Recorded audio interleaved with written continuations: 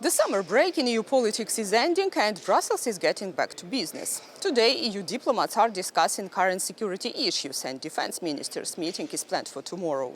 This meeting was initially planned to be held in Hungary, which currently holds the EU Council's rotating presidency. However, it was moved to Brussels in response to Hungarian Prime Minister Viktor Orban's controversial diplomatic trips to Moscow and Beijing, which drew criticism from the EU.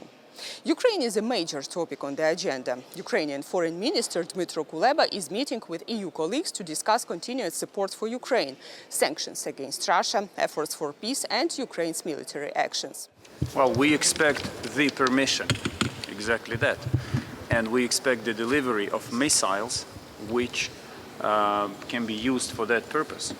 Since the very beginning of the invasion, the United States, the United Kingdom, the European Union, and other countries act as a coalition, and such an important player as the European Union has a say in this discussion.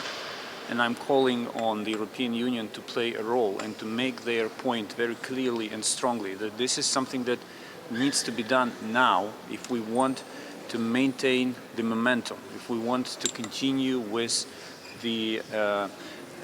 suppressing the Russian capacity to destroy Ukraine and advance in the east of my country. All of these decisions are on the table, and everyone knows how it works.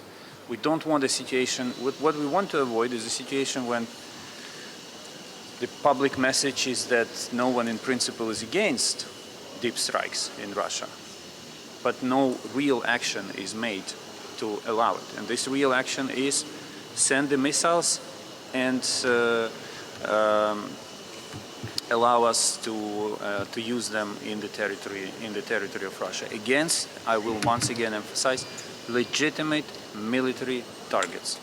Ukraine is also seeking permission to target deep inside Russian territory and to shoot down missiles and drones near their airspace, though no major decisions are expected on this.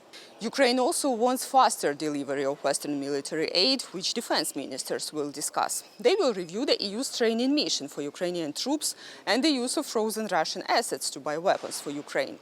The situation in Venezuela after the disputed presidential elections is also being discussed. The EU did not recognize the results, and President Nicolas Maduro has accused the EU of supporting violence in Gaza. Ministers are also addressing the conflict in the Middle East, focusing on how the EU can help reduce tensions. Turkey is expected to attend the meeting for the first time in 5 years. The EU relies on Turkey to host Syrian refugees, but is concerned about its human rights record. Turkey hopes the meeting will lead to renewed dialogue.